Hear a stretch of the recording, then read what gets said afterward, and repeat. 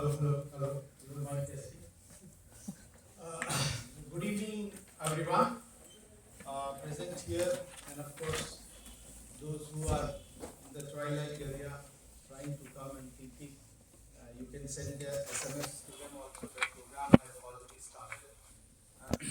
Well, at the outset, let me welcome you all on behalf of the Center for the Study of Social Systems, School of Social Sciences, and Dr. Ambedkar Chair, instituted by the Empowerment and Justice, Social Justice and Empowerment Ministry at the Center for the Study of Social System, the only chair in sociology in India.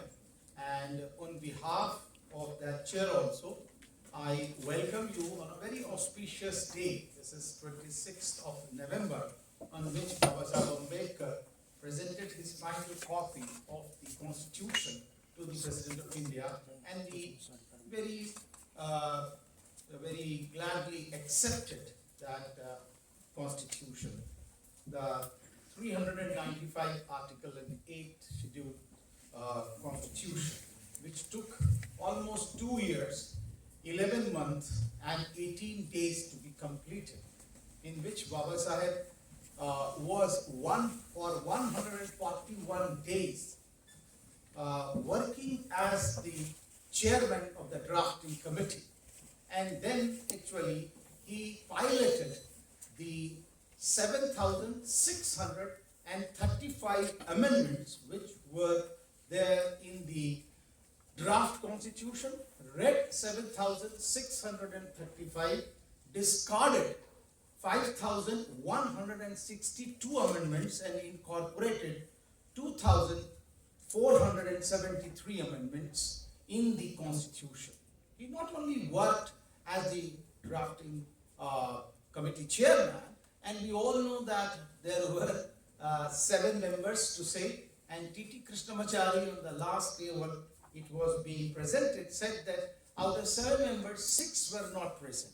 And it happened so that all the job of actually framing the constitution, not only framing the constitution, but when there was a lockdown, he was supposed to steering the whole committee. Yet there were certain media persons who called him only a draftsman. We can very well understand that why we want to decode Baba Saheb Ambedkar. With these few words, I welcome and I hand over the mic to my chairperson to chair the session, and I also welcome the speakers, Dr. G. Srinivas, Dr. Ratheesh, and Dr. Vaid, and of course the chairperson.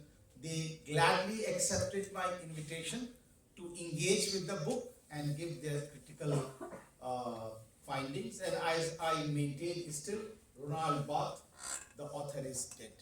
Now it's up to you to look at. Okay, so I hand over the mic to chair.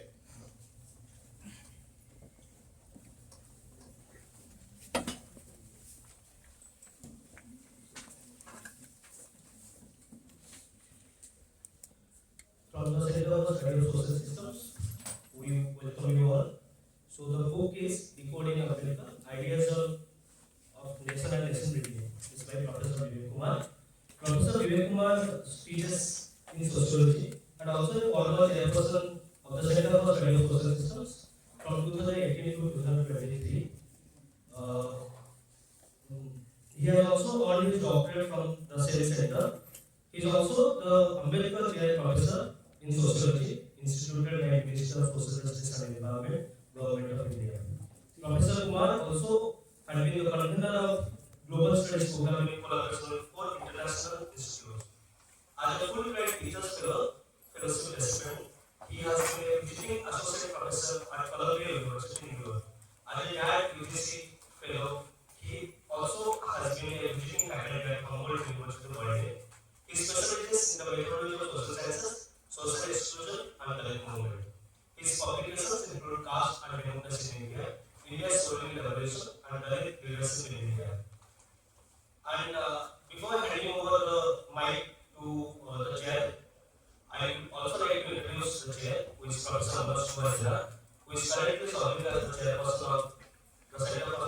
Systems, JNU. He is also the coordinator of International Global Studies Program, JNU.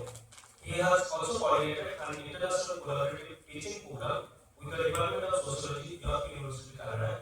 He has taught in the Department of Sociology, Jamia Millia Islamia, New Delhi. His areas of research interest are sociology of social science and technology, digital technology studies, media and cultural and ritual studies. Recently, he has published two edited books, Ways of Being Indian, Essays on Religion, Gender and Culture, and Sociology of COVID-19 Pandemic in India, Education, Digital Divide, Work and Well-being. So I welcome the chair.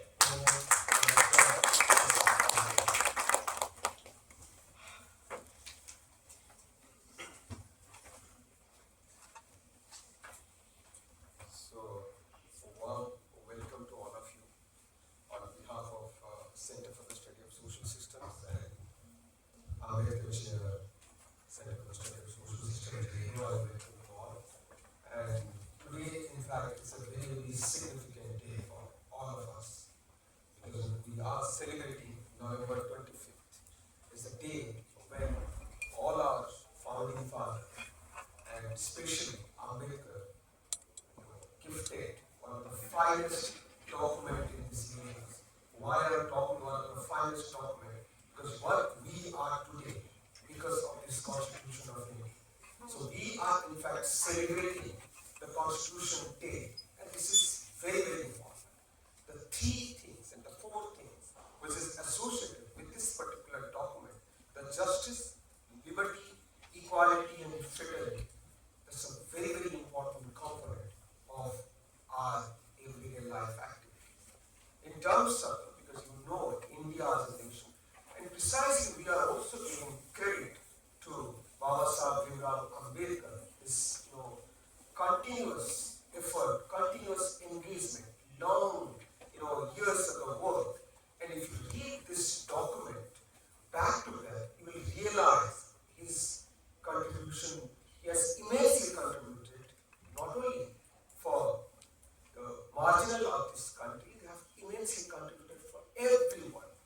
And many people around the globe, they are citing, they are constantly reading this particular document. Because as you know that, even in India, where you have a inequality, injustice, and we don't have a liberty, not freedom, at that point of time, he has realized it. That's the one part. Second part of this meeting, that we are also recognizing one of the important contributions by one of our faculty member, Professor Vivek Kumar. He has already spent more than 40 years with the Ambedkar studies, and this is the kind of book that has come out from his entire life devotion. I can say completely devoted towards the Ambedkar studies. With this note, we have today we have with us three important panel speakers. They will give their observations, comment, and review on this particular book. So I request them. So roughly they will deliver it on this particular book, maybe 15 minutes, maximum 15 minutes each.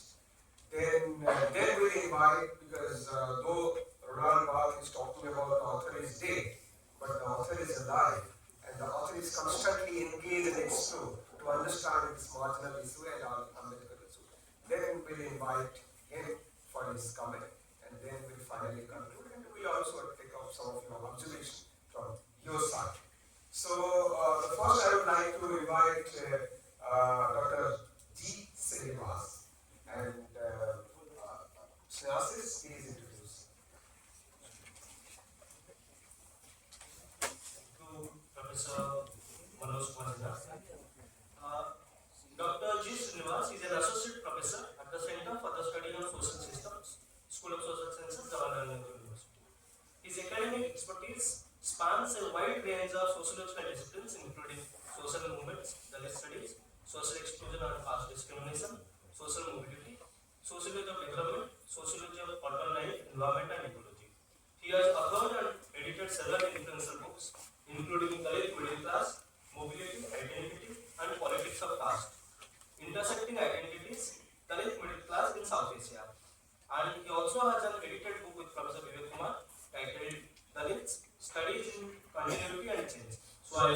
I welcome Professor G. Srinivas to deliver his review. Thank you.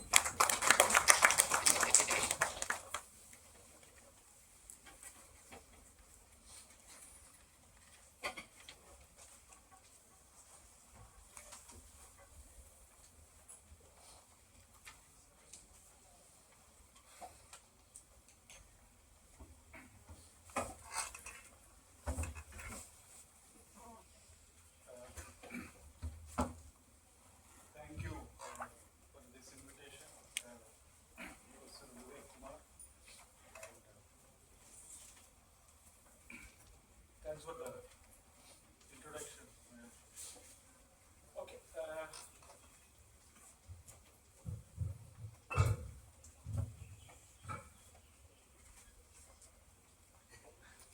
Okay. I don't know the structure of the book discussion, like how we are supposed to, what we are supposed to focus on. Maybe we have to think about, even if we are talking about a book, we also have to think about the author. We know his profile, and this is, I think, one of the most important books that he had come up in recent times. That too on an important theme of understanding Ambedkar. So, though the book is titled Decoding Ambedkar, probably he is introducing Ambedkar in a new light, and he is also simplifying Ambedkar. He is also emphasizing Ambedkar. So this is what I get. I got from the book. Though I haven't finished all the pages, some pages are still remaining. But since we are familiar with, we are constantly interacting, so I am somewhat familiar with most of the ideas he had included in this book. So my impression of when I was reading this book was this is one of the important texts that we could use to understand caste and India as a civilization, as a society, and to basically to understand its social structure, the way Ambedkar has analyzed in many of his writings.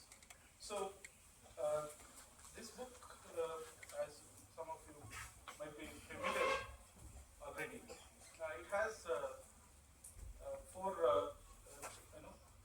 three chapters with one very elaborate introduction that is actually contextualizing this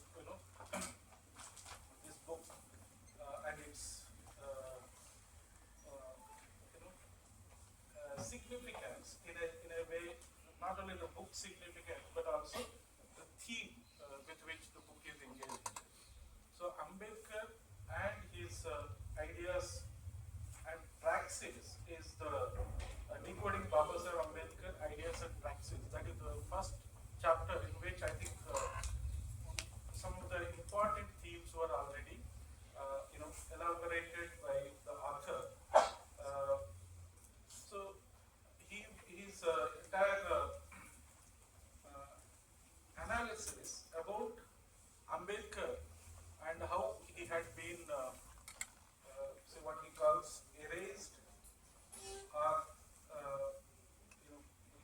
in a not only in academics but also in media and popular nations imagination.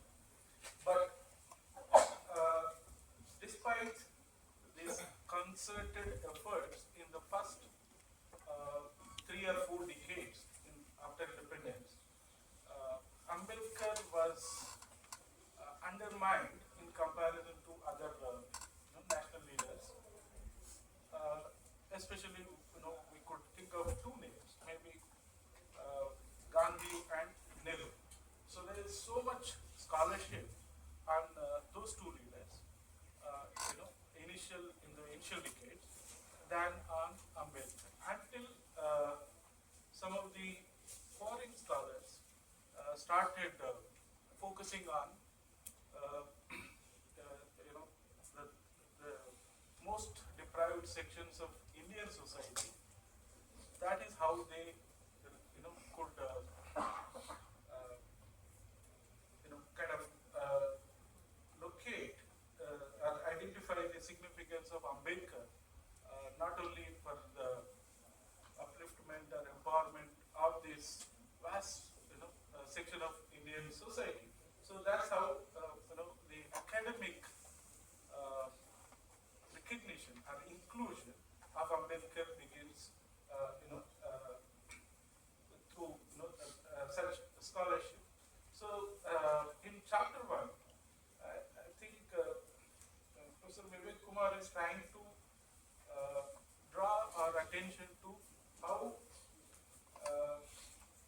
Ambedkar has been, kind of marginalized in academic discourses, and he has been, distorted or even completely erased. So I'm not using the same expression that Professor Kumar uses in the book, but probably he's focusing on reductionism and erasure and stigmatization of Ambedkar. So these are the expressions the author uses. So he is actually, he tries to prove, how Ambedkar's erasure, has taken place, or how he has been reduced, his contributions, his ideas, and his philosophy, his, struggle, how, it has been kind of, reduced by various scholars, and he talks about, how it has been reduced, erased in academics, in the media, and also in popular culture. So this is the emphasis that author is actually bringing to, how Ambedkar was significant not only as an academician but also as a thinker, and how he had contributed to a systematic understanding of Indian society, its history, its civilization, its culture, and its institutions, and how India could whatever various historical experiences India had gone through over centuries. That's what Ambedkar had actually analyzed. So the first chapter I'm going to kind of focus only on these ideas. Then the second chapter I think is a very important contribution to the scholarship on understanding caste. Now there are so many books on, including Ambedkar's Annihilation of Caste, and there are many other analysis of Annihilation of Caste.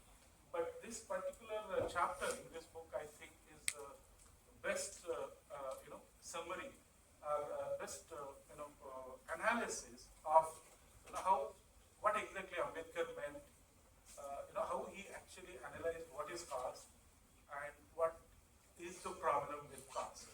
So that is what the second chapter is actually, he had emphasized on various ideas of Ambedkar, or rather analysis of caste by Ambedkar, and the author has actually very I'm certain that this is going to be the most important analysis on how to understand Ambedkar and his are so many details that I could actually get into, but I'll just give you one example of what I found. The simple way in which the author has actually summarized. I mean, there are so many. Some of you who are familiar with the author probably know he comes up with categories. Everything he summarizes in 1, 2, 3, 4 format. So that actually helped in summarizing Ambedkar's ideas in this chapter. See, Ambedkar's perspective on caste. One, there is a graded inequality of caste in India. Secondly, Hindu social order is based on graded occupation that are inherited from father to son for each class. Now, this kind of a summary is very useful to understand how exactly Ambedkar had actually analyzed caste. Okay, the another idea, Ambedkar has not only given the structure of Varna and the mechanism of caste, but has also propounded his thesis and the scheme to annihilate caste. This is what the author is actually saying, caste system. This is what the author is saying. So here it is important to note that Ambedkar is the only Indian and probably only political or social thinker who ever thought about annihilation of caste. The way in which Karl Marx was analyzing the problems with class system and proposed a theory of rather the ways to annihilate abolition of class system. So Ambedkar recognized caste system as the sole problem of Hindu social art. Caste system is based on Hindu Hindu religion, and Hindu social order is graded, has created graded inequality, and that is the problem that needs to be addressed. So, how exactly annihilation of caste takes place? All these ideas were, summarized in page number 44. For example, he is actually analyzing interpretation of Varna theory by Ambedkar, in that Hindu social order is based on Varna and not on individuals. Even the family as a unit is not regarded, so therefore it has no place for individual. It has no place for individual agency. There is no consideration of providing justice at individual level. Privilege goes with class, that is Varna, and suffering, punishment also meted out to individuals based on Varna. So therefore, fraternity is not possible in Varna system. So this is the point I think is also kind of related to Ambedkar's idea of what is a nation and how a nation, building is not possible without abolition of annihilation of caste. So Hindu social order should be first analyzed at the Varna level, then at the caste, and last how to annihilate it. So this is the summary. I'm just reading verbatim from the book, so you can understand how simplified these ideas are. So so this chapter is actually very important reading to understand Ambedkar's ideas on caste and how to annihilate it, and why he wanted to annihilate caste. Third chapter is focusing on social justice. I think this is an important and original reading of how to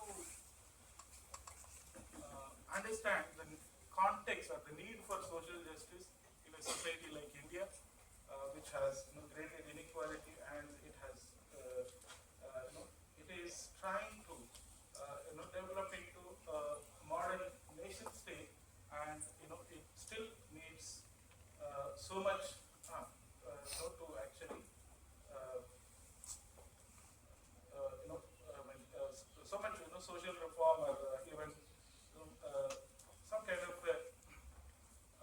revolutionary changes that need to be effected in the social structure. So this is where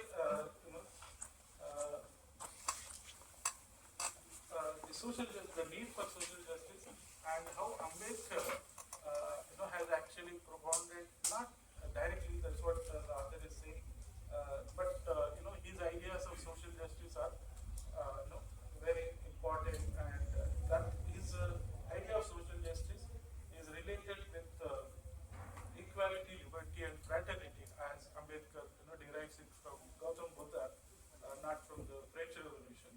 So this is what the third chapter is also doing. So I found this simple presentation of the ideas of social justice very useful.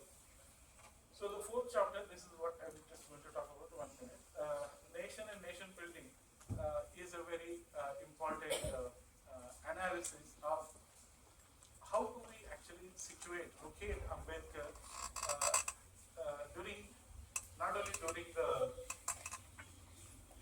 freedom struggle era, but in the post-independence era, how important Ambedkar is to understand his ideas of nation and nation building. Ambedkar's concept of a nation, as summarized in page number 77, he posed three questions: is India a nation? Why is India not a nation? And what is a nation? So these are the three questions that the author has actually successfully analyzed, and he has also summarized what Ambedkar wanted to make India a nation. So Ambedkar's scheme of nation building is a shift towards institutionalism, is what the author has summarized. This also has four components. Realization that India is not a nation is the first step.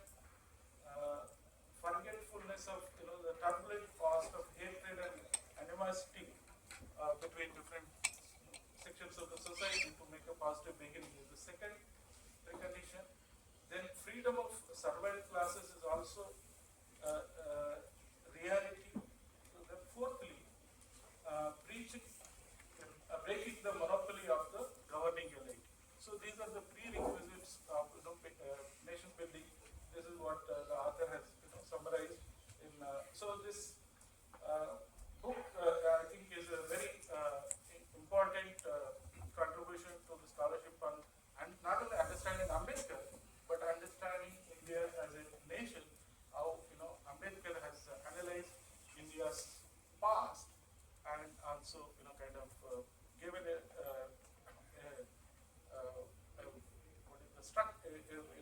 structure, a format for how to make India and it's India's future. So as a nation, how it can actually develop. So these are the few ideas that I can share. Thank you.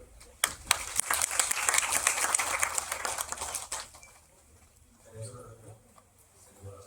Now I would like to request Divya Vaid for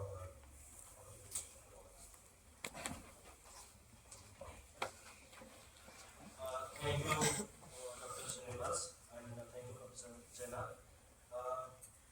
Now we'll have Dr. Divya Vaid to review the book.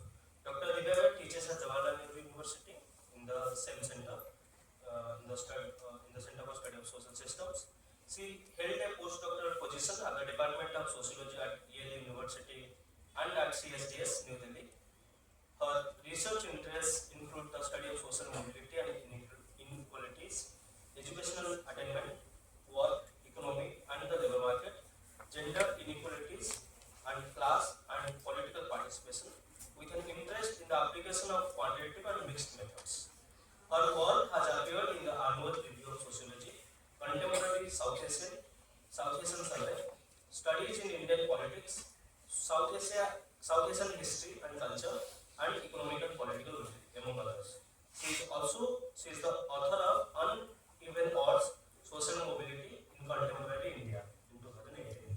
So we welcome ma'am to deliver our thank you.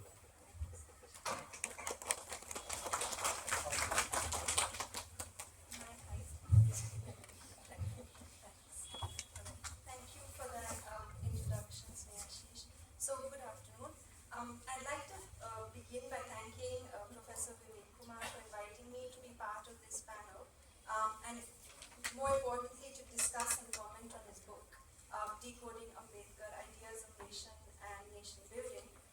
This panel represents Professor Kumar's belief in open discussion and debate, and I'm honored to be a part of it. What better way to celebrate today than by discussing this significant volume on Ambedkar's ideas and the relevance to contemporary society and academia. Before I begin the discussion of the book, I'd like to begin with an anecdote to express my appreciation of Professor Vivek's commitment. When I taught the social stratification course in our center for several years, each year Professor Vivek would kindly agree to give a lecture where he would draw on Dr. Ambedkar's work to throw light on specific issues tied to stratification, allowing us as a class to engage with this extensive oeuvre.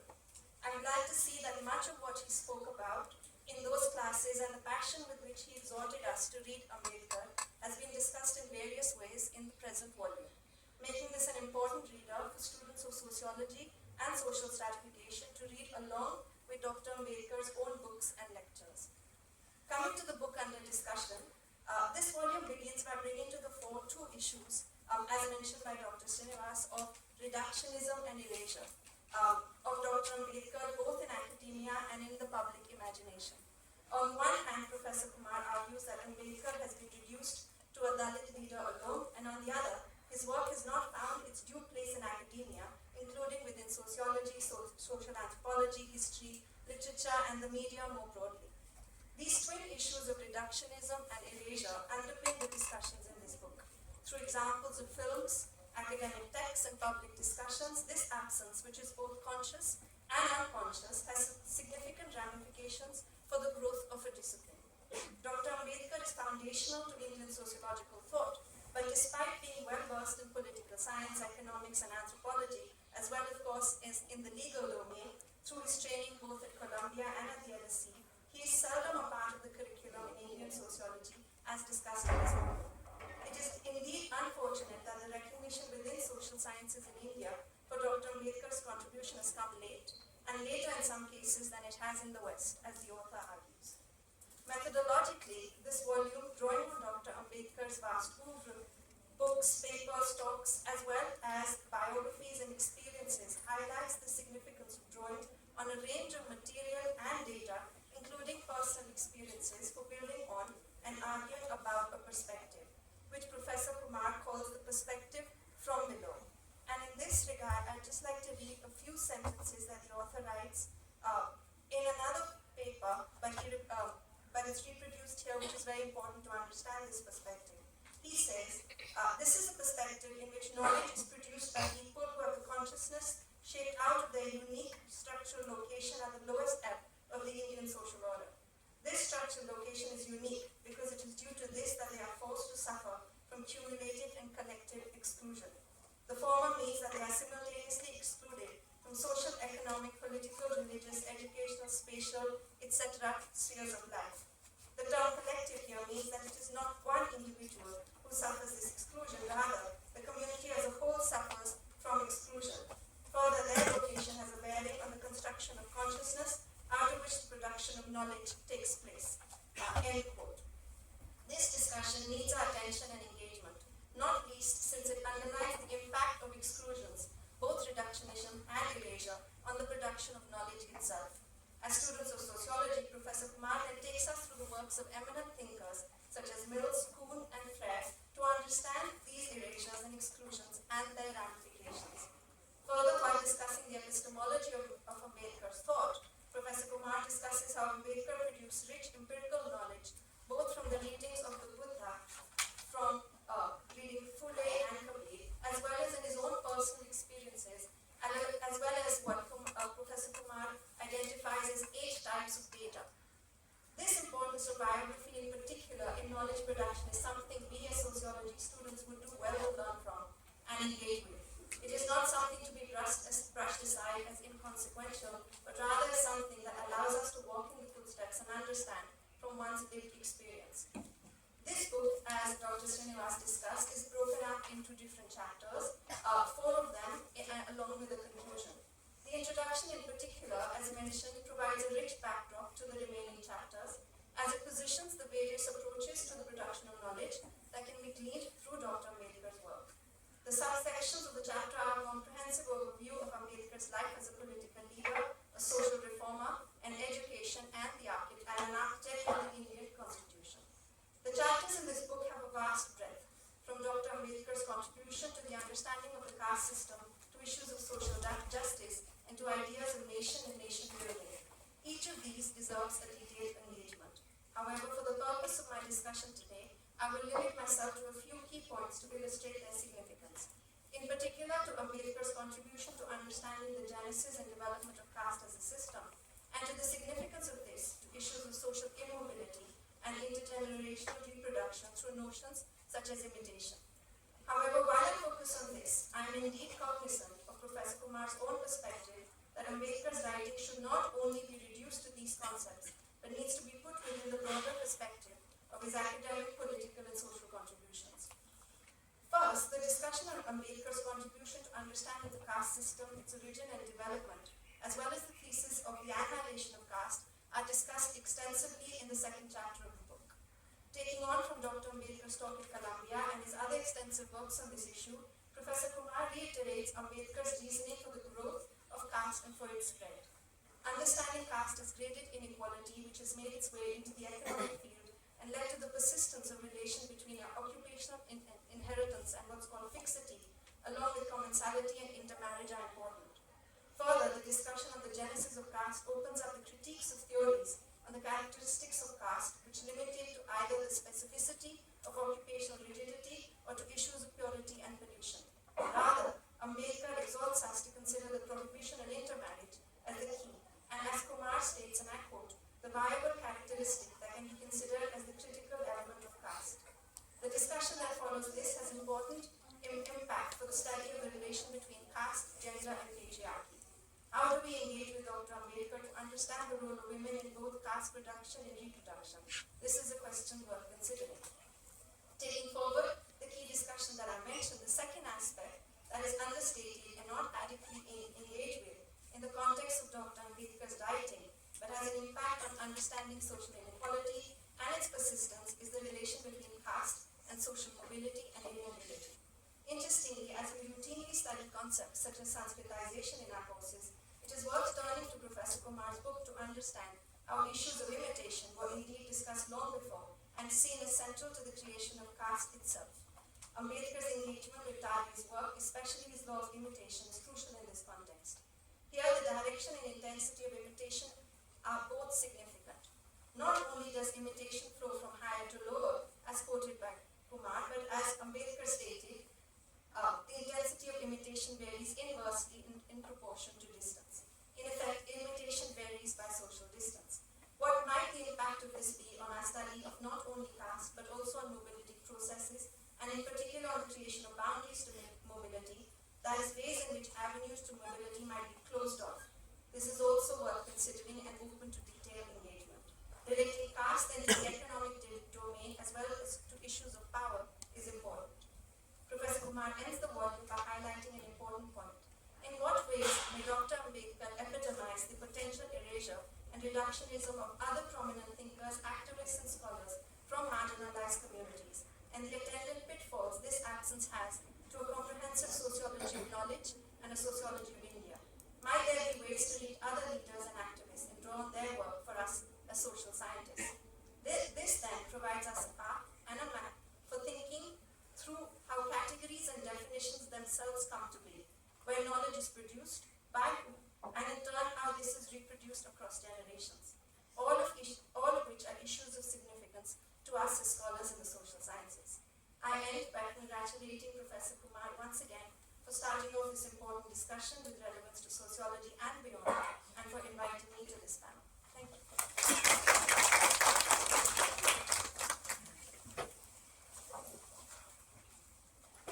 Thank you. Now I'd like to request Ratheesh Kumar for his observation at Committee.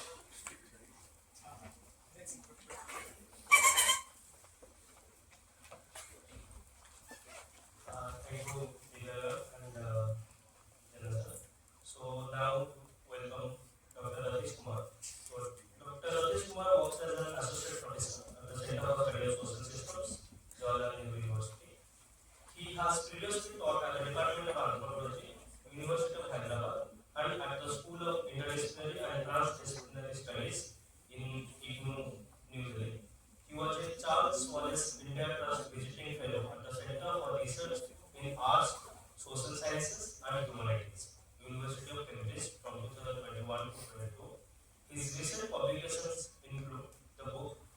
practicing interdisciplinarity, convergences and contestations. It was co-edited and published on Dr. 2024. Thank you, Dr. Ratheesh Kumar. We welcome you.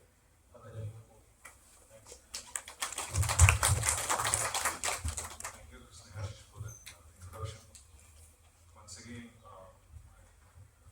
congratulations to Prof Vivek Kumar for bringing this book, a timely book.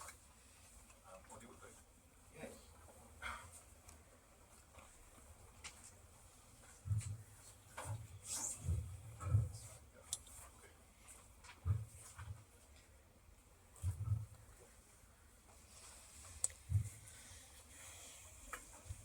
Now, I have to search for a plan B because all these speakers have already covered in the book. So I was reminding today morning myself we need to have a plan B. So I'll be improvising, so you will be able to hear that. I would like to talk about a couple of entry points that I had while going through this book. And then I also would like to talk about departures which are provided in this book as windows of possibilities that can be taken further, as in the preface Prof Kumar mentions, he appeals this next generation of scholars would take this up further. Since we all are aware of the importance of today's 75th anniversary of the Constitution. And then I was also thinking about something else which is of an event of a significance in exactly talking about 100 years back, 1924, dating back to a small place called Vaikam. And this is the centenary of Vaikam Satyagraha. And that Vaikam Satyagraha was a watershed in which the movements from below, especially anti-caste movements, taken a different turn when political convergence happened at a national level while converging different regions. And interestingly speaking, when talking about Vaikam Satyagraha's leadership, though it was taken up by the Congress first, then Periyar took over, Gandhi made his symbolic entry to the Satyagraha site. Ambedkar finally writing to Periyar, congratulating on the triumph of Vaikam Satyagraha, a prolonged struggle for 1.5 years, or more than that. Now, I was actually thinking about how this convergence taking place at that period, and it is even more surprising to see the Akali volunteers from Punjab coming to Vaikam and serving, preparing food for the fighters. So last 1 year I was reading about this Satyagraha. I was thinking about how political convergence taking place across or connecting different regions of India. And this is what when the book makes this entry point for me to think about the question of erasure, and rightly pointed out by Prof Kumar that erasure is not simply an act that is towards a particular individual. And the erasure is actually points towards, or erasure targets a collective. And that collective becomes the victim or the subject of this kind of an erasure, reductionism and stigmatization, as he rightly pointed out, and the speakers earlier reiterated that, as the entry points to this book. And when we take this question further of erasure, I just have to place 3 questions, taking from this book and also taking slightly away from the book. That's the kind of a possibility that this book offers. One is that what is this nature of erasure? I mean, Prof Kumar makes a very interesting shift in the opening pages of this book. I know those who have already read the book find that he starts with this question of exclusion. She has already written previously. That's a kind of a biographical transition, biographical author's transition you will find from earlier articles like, he was talking about the ontology and epistemology of exclusion. Then starting with exclusion in the opening pages of the book, he slowly makes that shift towards reductionism and erasure.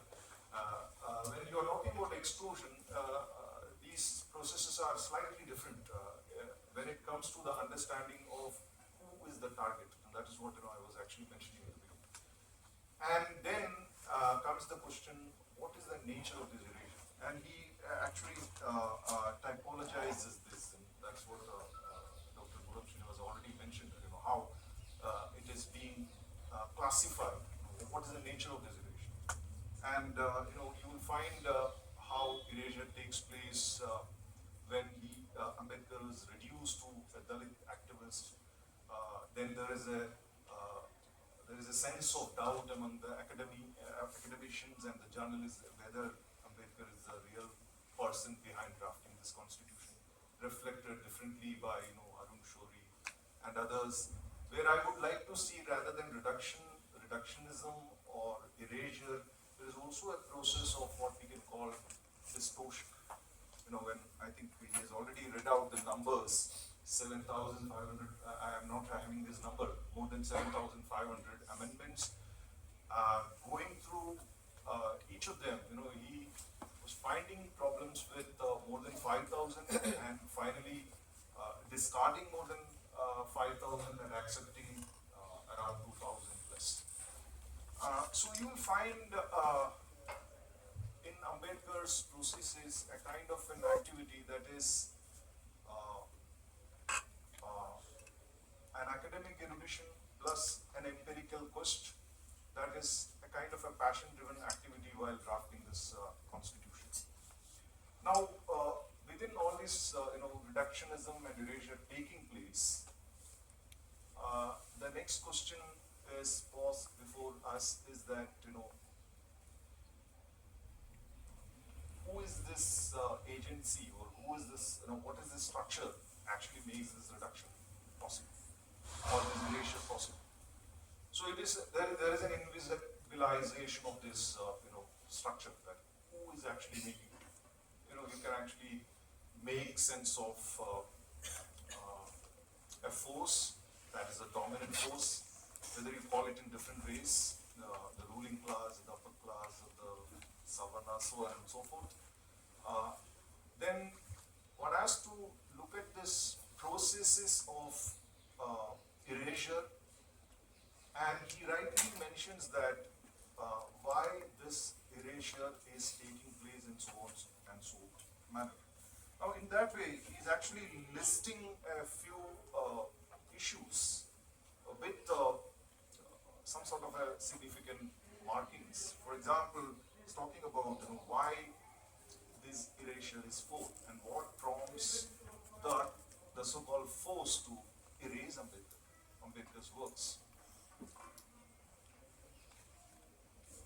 So among these listed issues, what I found, some of these pertinent questions coming from the reasons for erasing Ambedkar's work stems from this idea that he is having a constituency of huge supporters and followers. How does he create that constituency? Who are these people? Secondly, how at the international level, the academicians from different parts of the globe started engaging with Ambedkar's work. Thirdly, recognition at international level, University of Columbia, honoring with the doctoral degree in 1952, and how he places different shades of epistemological engagement, thereby producing knowledge, not simply talking about personalized experience, which are the sites through which Dalits and depressed classes are expected to produce knowledge. And he's actually derailing this idea of how one should produce knowledge from below. And finally, he was also Professor Kumar is also mentioning about the nature and dynamics of his movement, especially in the chapter Social Justice, which discusses on social justice, takes this question further. So talking about the reasons, talking about what prompts this force to, or compels this force to do this erasure, takes us to know about why this erasure is not simply possible. And that's what the final chapter on nation and nation building, and the conclusion chapters takes us to explore why this erasure is not simply possible. That's why you can actually see that now from every corner, everyone wanted to engage with Ambedkar. So one has to look at why this and the same language is used in both erasure and actually protecting Ambedkar's work in some sense. Now my departure from here are looking through certain windows which are having immense possibilities to underline the significance that Professor Kumar already mentioned in this work, and that Ambedkar's own writings and speeches offer us to probe it. Now, as the previous speakers, both Divya and Srinivas, have already underlined several shades of through which Ambedkar produced knowledge. So Professor Kumar emphasizes on one point in the preface, and it becomes a recurring trope in his writing, that it's not simply about working with the empirical by demonstrating one's own experiences, one's own wounded past, one's own struggle for recognition.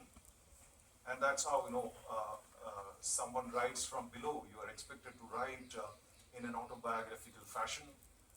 That's what scholars would say, that Dalit scholars replace their brilliant poetry with their deficiency for theory. And these are the ways in which you will find a typical way in which the articulation is expected from below. But on the other way around, you will find interestingly in the chapter on caste and annihilation of caste. This is a juxtaposition of caste and annihilation of caste. The first term, caste, draws us back to 1917 or 1916. First he delivered the lecture in A. Goldenweiser's seminar, then published in Indian Antiquary in 1917. This essay, that you are all familiar with, this mechanism, genesis and development of caste, in which that's not a self-narration of caste experience. Rather, it's a focus on the force that I was talking about, the self of the dominant, or the dominant as a subject matter, when he was talking about how endogamy was preserved, and how concepts such as surplus woman, concepts such as imitation drawing from Tade, concepts such as closure, are in some sense placed as powerful and significant theoretical and conceptual categories. And this is the departure I wanted to talk about.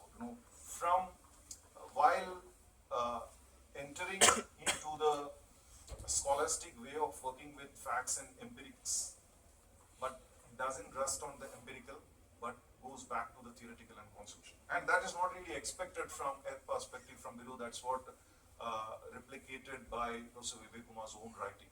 And while talking about social justice, I would like to highlight a few things. When he was talking about social justice, it's always going back to Plato,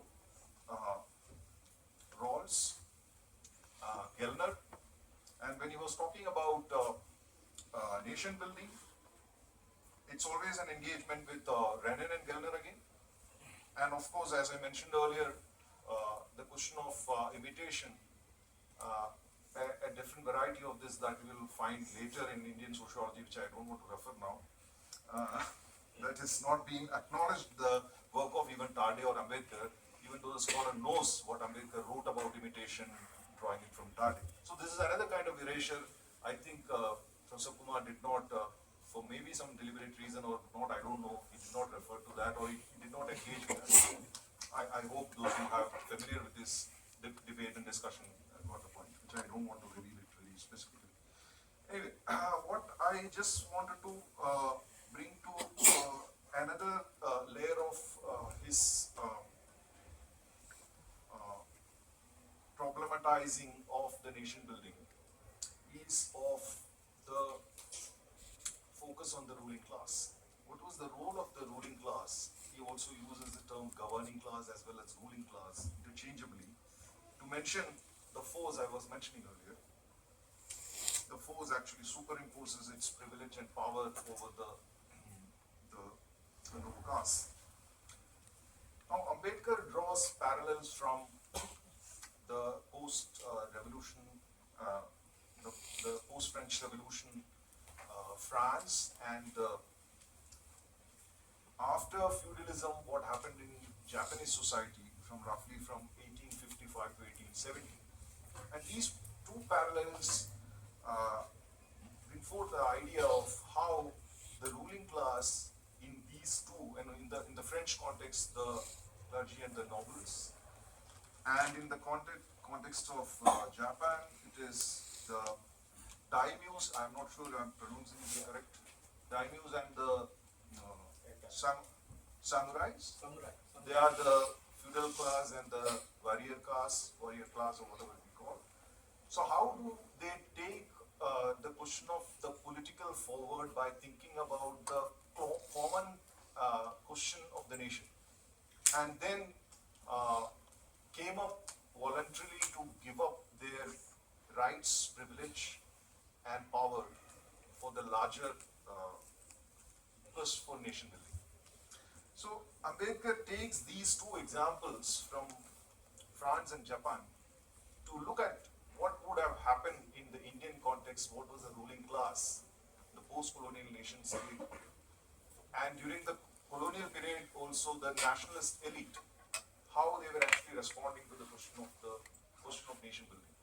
So and this reflections are already there in his Annihilation of Caste and Genesis and Mechanism and Development, when talking about how the artificial chopping of a population can further make a nation. For Ambedkar, the nation is always a question of continuous making.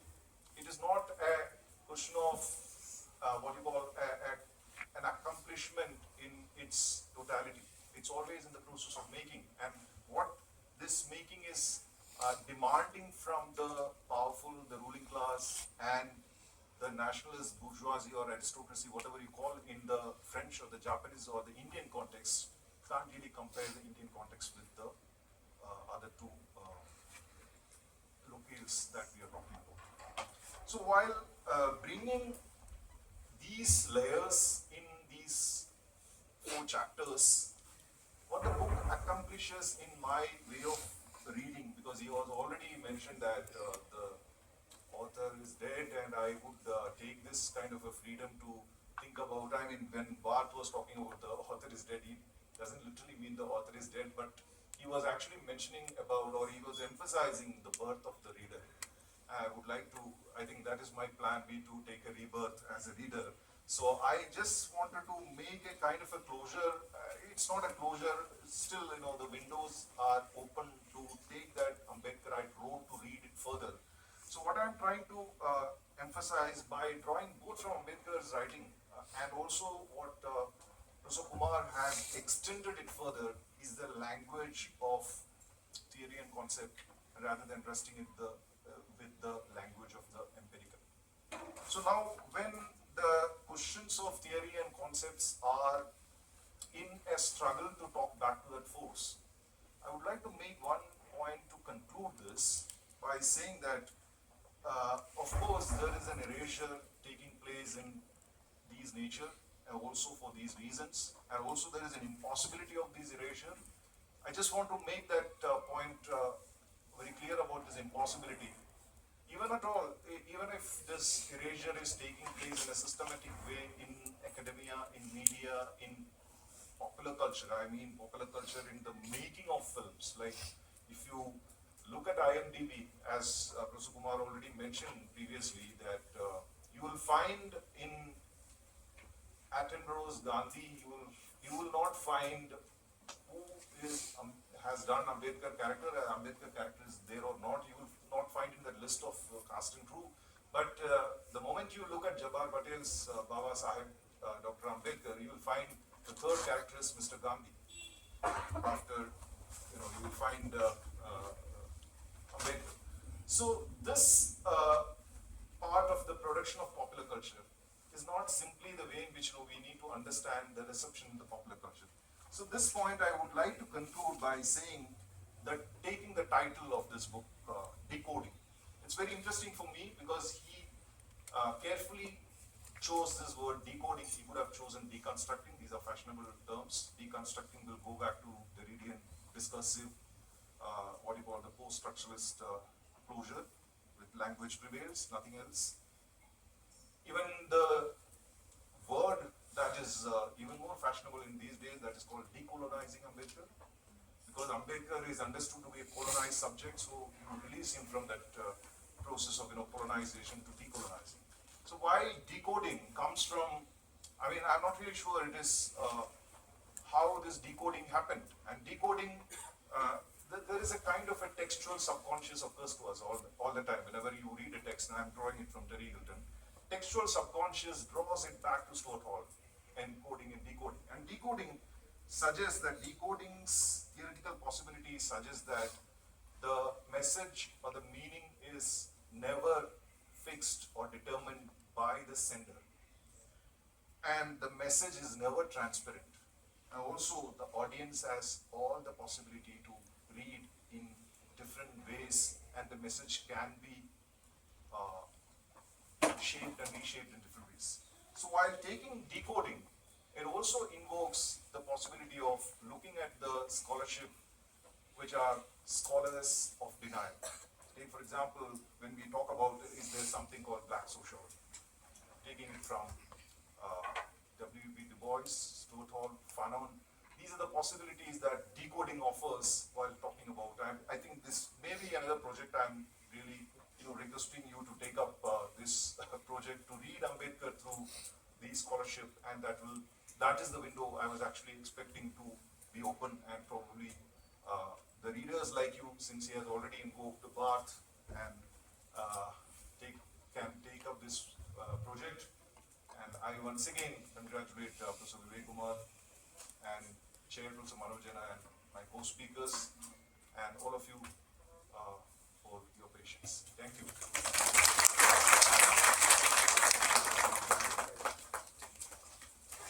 So, thank you, Dr. Ratheesh. I must tell you, this is a wonderful and fantastic improvisation. And in the theatrical performance, we are always expecting that the actor will, perform in a better way. You did that. Wonderful. Thank you. So, finally, it's a comment from the chair side. The author said that maybe he give his, final comment. Are there questions? Then Okay. Well, do you have any question or? Okay, we'll take up some few questions. Okay. So, thank you all, and precisely three of our brilliant scholar and young, energetic, brilliant scholar of our center, Dr. Srinivas, and but I know the way in which you have read that text back to back. That's why I'm giving a kind of compliment to the three of you. So, but I didn't say musketeers, but rather the energetic scholar. And in fact, they have a great job. They have read the book back to back. And in fact, when we are talking about Ambedkar, as you all know, he was a great personality. It's one of the great thinker. And Ambedkar, we have, you can also find n number of texts, n number of books. This is not the only one book what we have read. You will also find n number of books. Many scholars around the globe, they have already talked about it. The significant part of this book now is sociologist. He has constantly engaged with Ambedkar. He has added, given a kind of sociological flavor to that. Because, and I must tell you, this would be a kind of window to understand Ambedkar in a different vantage point, right? So, for example, as three of my colleagues they have already talked about, one can also understand when you're trying to read this text, the first beginning point of erasure. This is a kind, we see a kind of negation of a great mind. And he has extensively produced huge amount of knowledge. Many times I was constantly talking about how the knowledge itself as a contested terrain. So, not including that knowledge in your text, not allowing others to read someone's knowledge, that would be a purely negation. So, somewhere down the line, many of these scholars, including Vivek Kumar, he will help you to understand, to negotiate with Ambedkar's writings and Ambedkar's first point. Then again, reproduction of the dominance, as one of my Guru Srinivas was talking about, why the Gandhi is always there. Wherever you will go, you will find Gandhi and you will find Nehru, why Ambedkar is not there. Right now you must have seen that today the people are distributing, circulating one image where Ambedkar is donating the constitution and 3 and 4, great illuminaries they are standing there. You can understand the importance of that image. What kind of thing he has given. In the very beginning I was talking about. This is really finest document in this universe, I must tell you. And that's what you have to understand the kind of way in which the people they are producing a particular kind of dominance. And that's normalized. And this is part of any syllabus. What Professor Vivek Kumar is talking about is everywhere. You can't find it sociology text. You can't find it history. He's not there in popular media. The popular media imagination is very, very important. So out of sight and out of mind. So you are not allowing a particular person who has immensely contributed. That's the one important thing. And this text is 5 chapters, one introduction and one is the conclusion. And from the very introduction, he has a constant engagement. And as I said that, Vivek Kumar is constantly, he is doing research on this particular area. He has also delivered the lecture. He has also mentioned that few of these lectures he has delivered in different places elsewhere.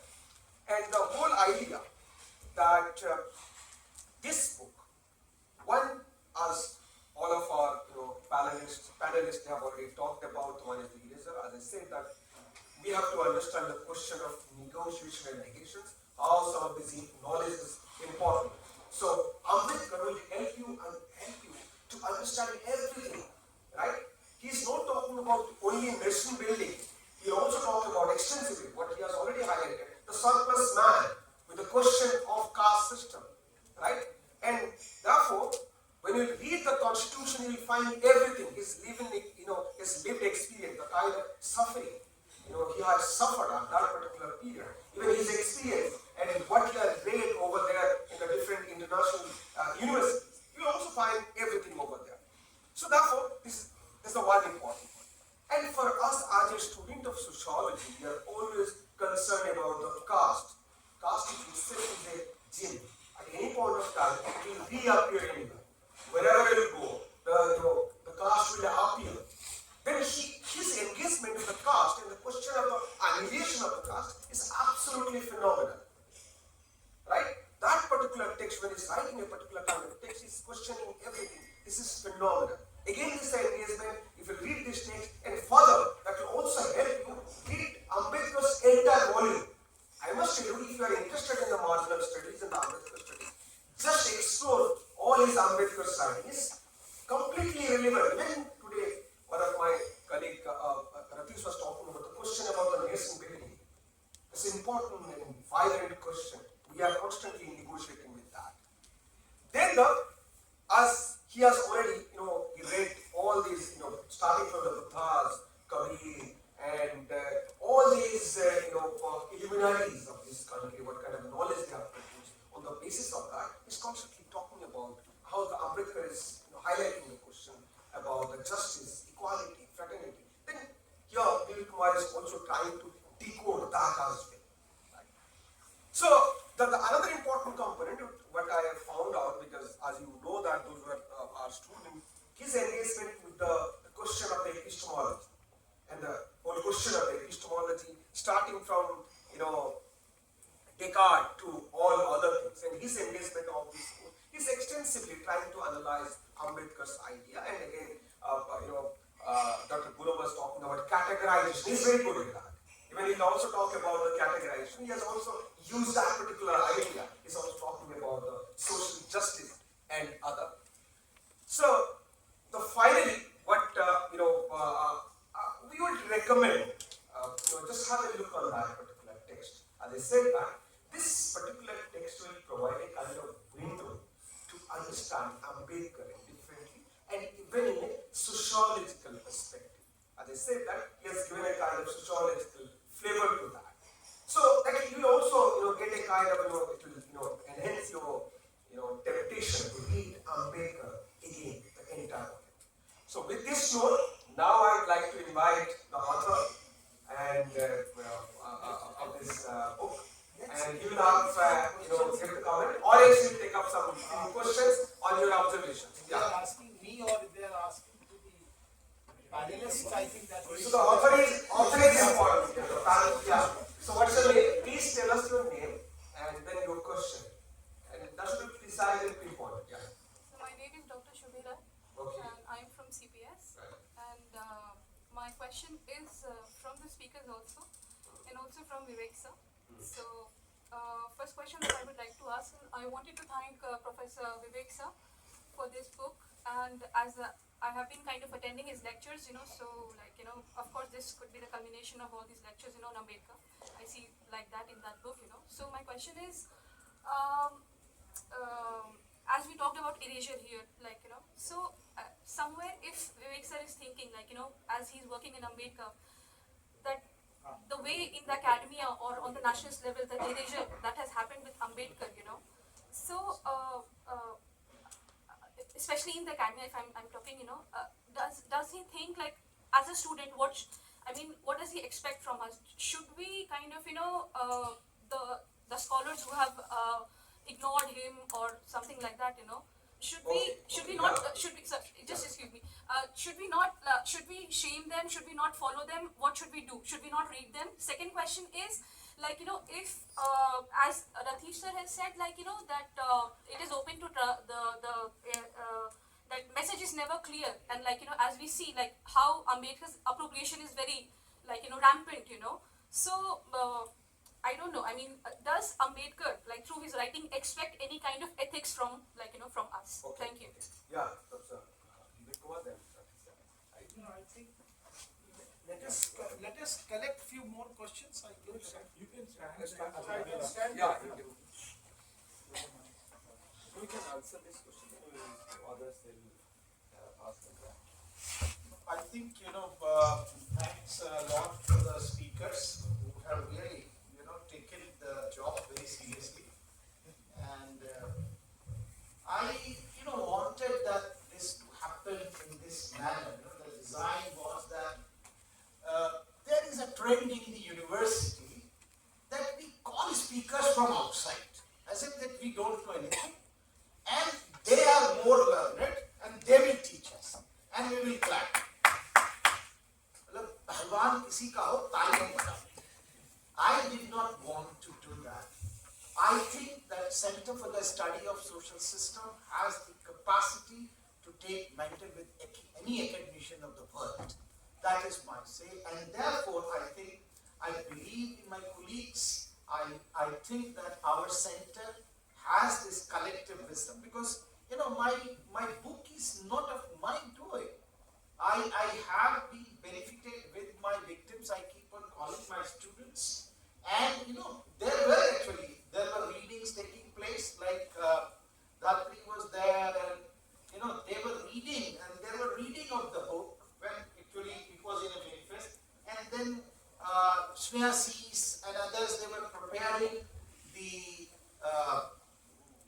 index and actually looking after the things. So it is, I feel that this book is the collective wisdom of the center. So it's not my doing, and that's why I keep on talking about we, because we actually are there. So that's one. The second, I want to say, Ratheesh was talking about that I have not taken the critique of Srinivas, because I did it actually. Yeah, I think I took it in my first paper when I wrote How Egalitarianism in Sociology, and which I argued that why, when the upper strata imitates the Dalits, because Sanskritization meant that you are teetotaler or you will practice teetotalism and non-vegetarianism. But when the upper strata, they eat non-vegetarians, or when they drink alcohol, why they are not called as, they are imitating a process that is known as Dalitization. That was my question. I was at that time, assistant professor writing this, and everybody was after me. And then I also argued that if a Dalit wants to live a hygienic life, he wants to take a bath. Why are you calling it as sanitization? And he wants to leave meat eating because his cholesterol is up. So he wants to lead a hygienic life. That, why can't it be called as hygienicization? That is the process, the word which I used. So I was very clear that, look, there is nothing in that. And even before that, I think even Ram Krishna Mukherjee, in his book Sociology of Indian Sociology, has given the term Aryanization. But because he was very far in Calcutta, and therefore he was also not. Some people who live in Delhi, they know the geography of the place.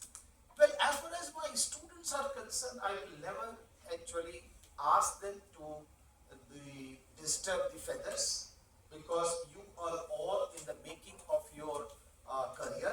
I will never like that my student should put the stick upside down. We are here to make the make the society at a parallel level. We are not trying to upside down. No, not at all. That is not the thinking process. We have to make an egalitarian society in which everyone should be treated, everyone should be referred. So the mistakes which have been done, or the way people have erased knowingly or unknowingly, I think we should not commit. My problem is that we are there to look the things which have been left. So our research should bring out, that's what the archaeology is all about. Rather than writing history, so we should take genealogy and archaeology and dig out the facts. That will be my humble submission. No more shaming, nothing. You have to engage with the reality, and the reality gets deconstructed on its own. That will be my take. Any question? Yeah, If you have any other question? ये चलेगा नहीं घर आप वो चलेगा नहीं सब दिखावे के लिए. First of all, I will take this opportunity to congratulate Dr. अरे सर अपना इंट्रोडक्शन दे दीजिए. I think you can come here if you want. वो सुनाई नहीं पड़ेगा. This is some sort of punishment. Sorry, sir. Let me repeat it. I am Dr. Ashin Prasad. I teach Europe, European Study. I am there in the Center for European Study there in SIS. And it's my luck that my 5 years junior during my PhD, who had just joined MA, and he was learning everything from and translating every letter from the just started learning how to write English and how to speak in English. And today I find him a scholar and author of the present book. So I congratulate him on his new latest edition.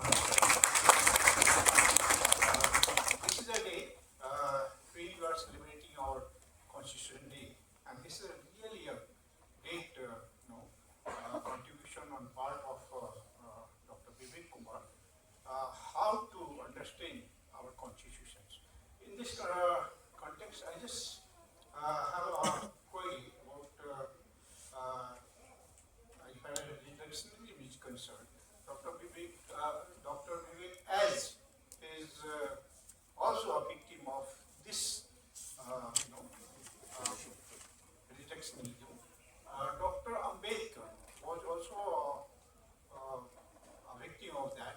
And here, I would like to ask Dr. Vivek how later, particularly from Irina Montevideo, has proved basically a recognition how the telling, the sense of patriotism of Dr. Ambedkar has been recognized by foreigners, whereas Indians did not recognize his talents. Here, I just want Dr. Vivek to highlight that issue of constitution making. Thank you. Anyone else? Anyone else would like? I will take few more A questions. few more questions. Yeah. Yes, second. Yeah. Okay, sir. My name is Divya Vaid and I was student of CSSS. I want to ask you the process of this erasing or the reductionism. Like it was kind of now a phenomena, or it was kind of pre-independence when like Ambedkar in 1943 a letter to the young youth. He asked the people when I was at roundtable conference. So people used to consider me as an Indian, and then scheduled caste leader. Then Pune back only scheduled caste leader.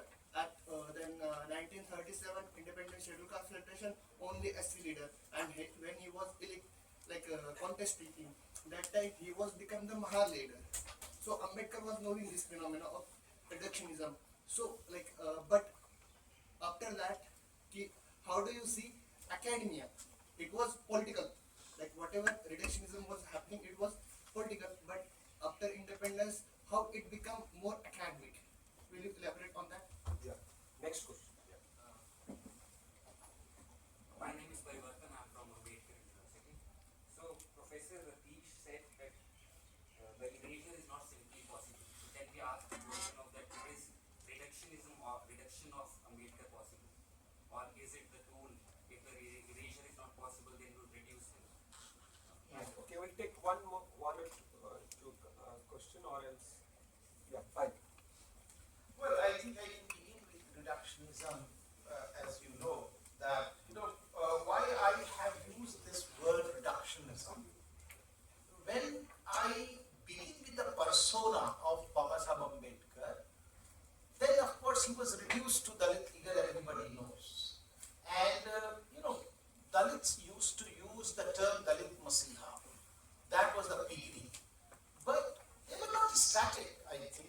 They started using different epithets for Babasaheb Ambedkar. And from Dalit Masiha, they went to Bodhisattva Babasaheb Dr. Bhimrao Ambedkar after 1956, when he came back to his religion.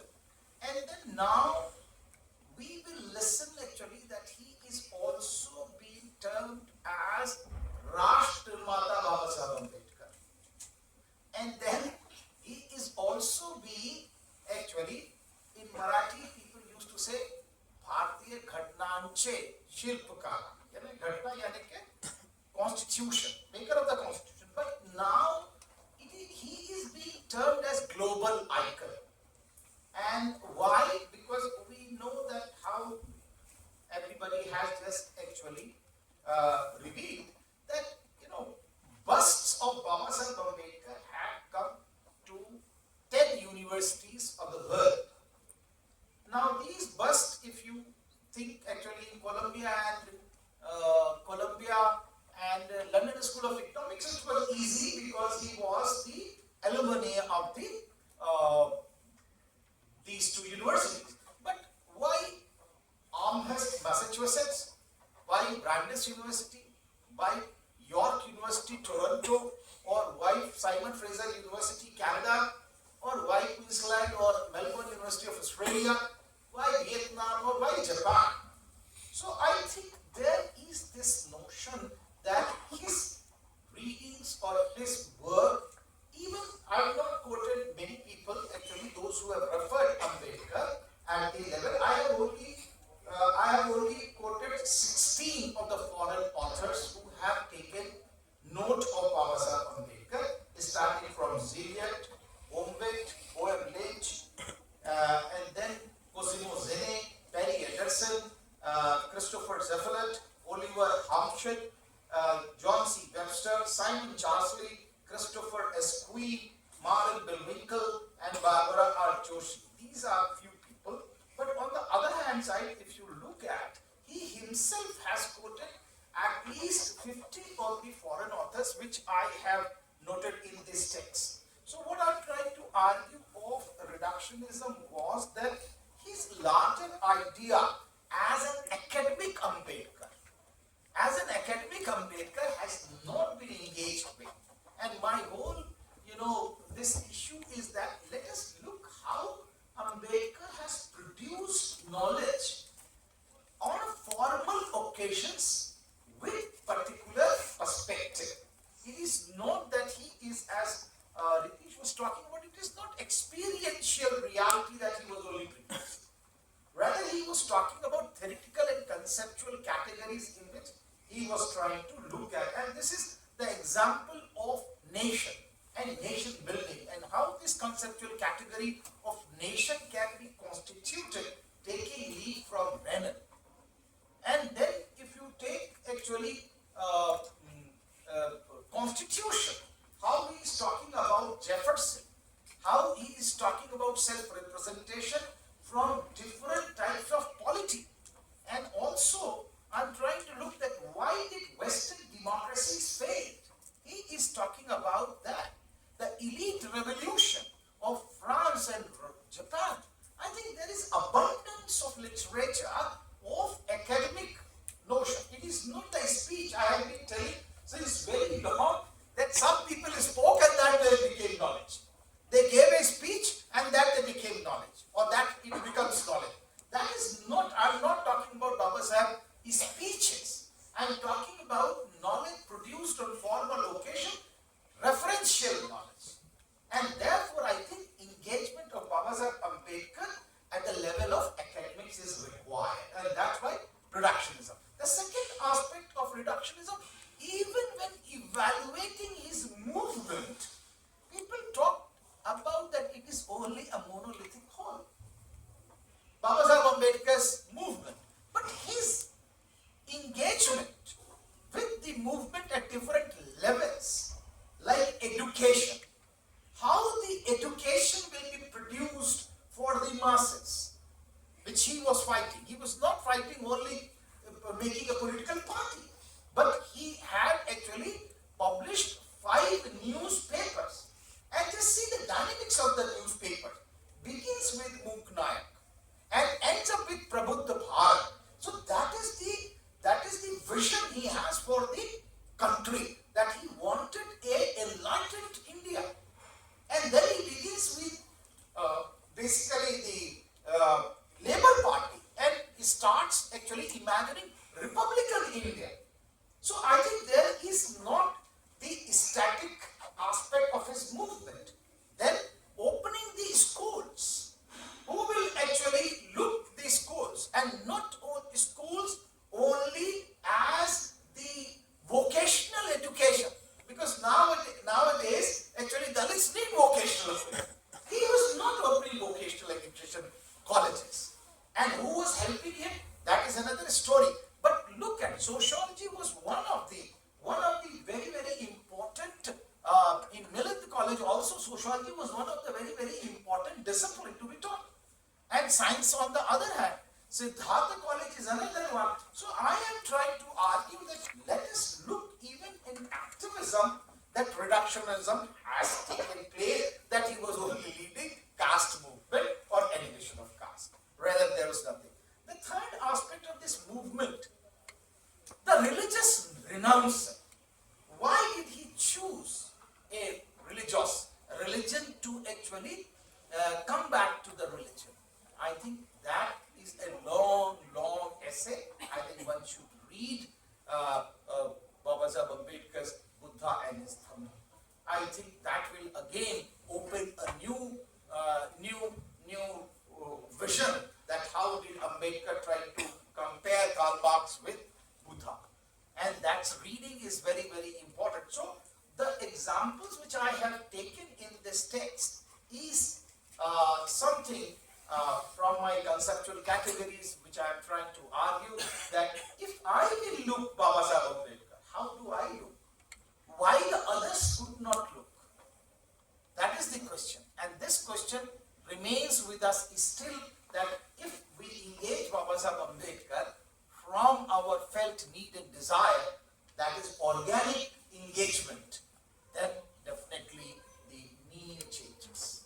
Okay, so reductionism is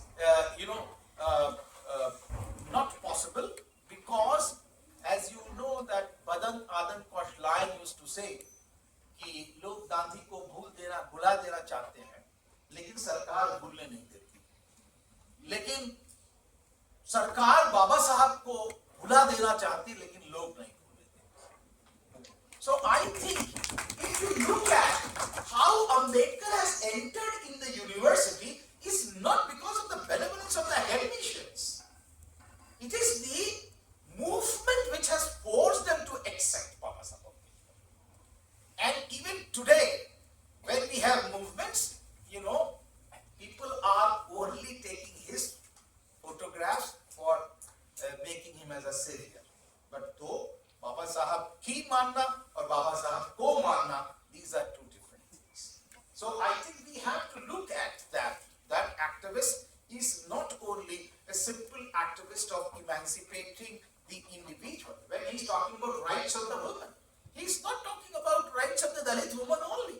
The 7 rights which are there now, which was there in the Hindu Code Bill, they were for the people. And even in the first chapter, the Sati, the institution of Sati, where it comes from. And Baba Saheb is saying actually there is no text in India which has discussed the origin of the Sati, or the child marriage, or even actually child marriage, Sati and widow marriages were not taking place. So there is no text in Indian society, no text which actually talks about the origin of these 3 institutions. Then why? That is the question which Baba Saheb is asking. So if we read actually even that angle of feminism from Baba Saheb Ambedkar, then I think there is much. Baba Saheb Ambedkar is starting from Rig Veda, Yajur Veda, Panini's Ashdhyayi, and then Patanjali, and then Bahudayan's Grha Sutra, and goes on till the Arthashastra. So there is a lot of literature which is yet to be evaluated. And there is this originality in his production. People talk about inequality. But Ambedkar is not talking about simple inequality. He is talking about graded inequality. That is an original concept, I think, which we have to be engaging ourselves. So this reductionism is not possible if we engage Baba Saheb Ambedkar from our own perspective. Otherwise, people like Bipin Chandra have not even referred his idea of nation and nation building. His contribution to the making of the constitution has not been referred by him. Like Gure has not referred by him the Hindu social order. And therefore, I think when we are starting to engage with Baba Saheb Ambedkar, we will engage differently. I hope that I have, yes. So I have one observation and your thoughts are much needed upon. So you talked about reductionism in the of Baba Sahib Ambedkar in the field, in the creative field, at the political front, then at the level of fighting for the individual rights. But I would like you to reflect on his reductionism at the level of schooling, or school education. Because if we analyze the textbooks of 11th and 12th standards of NCRT, then we can clearly see the reductionism. Even though we have separate chapter on justice and equality, how this is the start where we are choosing our career. So we are reading. We are at the start of reading new things, and at that point we can see the reductionism, but we are not conscious about that reductionism. So what are your thoughts on the reductionism of Baba Sahib Ambedkar from the early start of schooling? But what I feel that knowledge percolates from higher to lower level. It never starts from there. If there is actually a lot of research at the higher education level, I think that it can be simplified and brought to the school level. Otherwise, people think, or they think that because I was involved in NCRT and we wrote a chapter on Baba Sahib Ambedkar for class 7th and 8th. And there were umpteen number of rounds that what should be there. Simplest of the simple language. And who was the chairman? Agarwal, apne Hindi wale. Purushottam Agarwal. Purushottam Agarwal was a chairman. Very progressive personality. And we gave actually in writing. But when the text came, he was not there.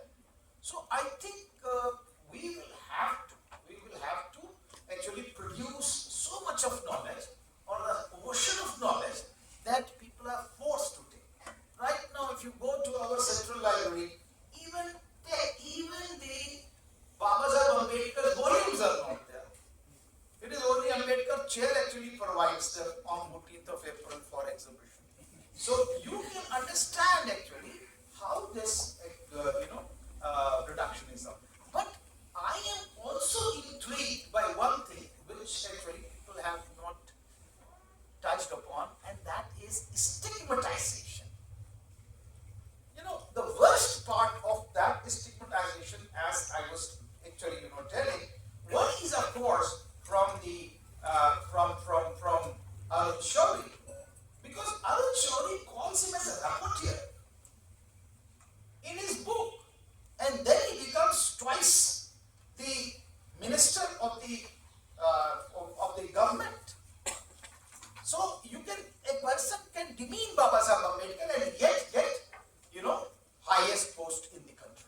Second, this man I have quoted actually, and this book is basically 1977 edition, and this is from a very, very established publisher, Granth Shilp, and Granth Shilp is considered to be very high profile, and this book had sold number of editions. 1977, the second edition came in 1992, and third came 2003.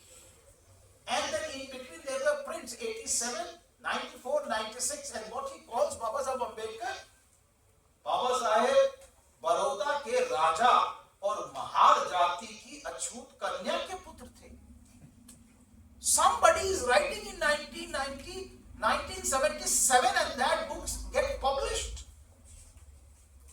So I think, this is nothing but stigmatization. I think people, if they come to know, they will burn the book, and then people say that you are not democratic. What a person will do actually, 1977 somebody is writing and reproducing in 2003. How can you do so also? Can somebody write for any established leader of the other group? I'm afraid. So I think therefore, my issue is that if the people are conscious, reductionism or you can say erasure will not happen, or even stigmatization will not happen.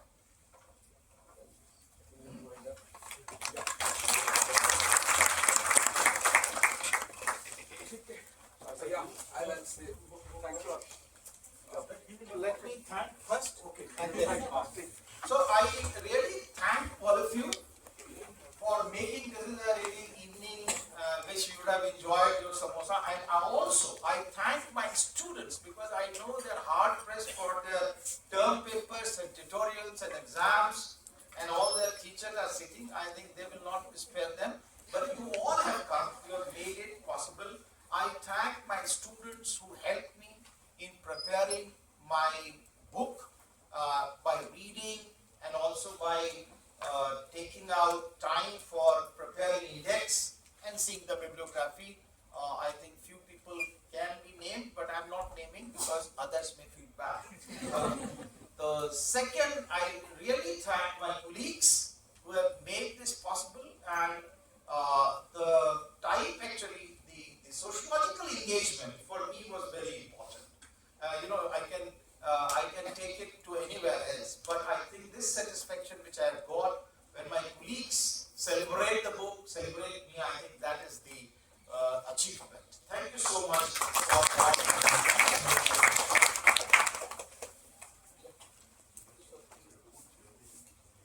So firstly, I would like to thank Prof Kumar for his enlightening work. This work undoubtedly will establish a new discourse around Ambedkar's work within the horizon of knowledge production. I'm very thankful to our chairperson, Professor Jena, for chairing this session. I'm also thankful to our keynote speakers, Professor Srinivas, Professor Vaid, and Professor Ratheesh for their contribution on reviewing this piece of work of Kumar. I'm also thankful to Professor Frimi, Professor Akre, and Professor S.M. Prasad for joining us. Last but not the least, I would like to thank the audience for joining us and actively engaging in this intellectual discussion on the decoding of Ambedkar. So thank you once again, and we have organized a piece so everyone is Sir, please speak the last word. No, that's fine. No, last word you have to say. So Thank you all. Thank you all. The publisher also has put the book for anyone wants to buy. So those who want to buy, there is actually a special discount also.